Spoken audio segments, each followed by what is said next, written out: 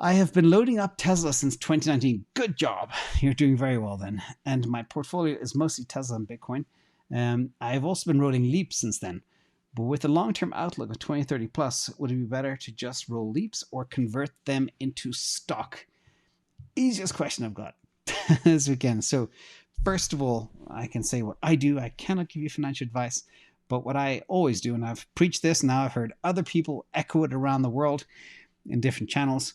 I have an 80% hodl bag. That is my stuff that I build to keep, kind of like real estate. And I use about 20% for trading. And it depends on the market. For example, during the big dip, 9 months ago, 8 months ago, that 20% trading bag became 30% because there was so much fun to be had.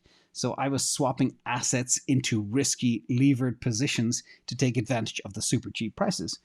And so what I do, though, with leaps, I always convert them, almost always, unless I want out of the position, because I want to fuel my hodl bag and grow that. My trading bag grows automatically, and the profits from that build asset positions. And then I use the equity from the hodl bag to do all the stuff I love to do. Sell puts, sell calls, need all that margin to do some very aggressive trading. So that's kind of my strategy.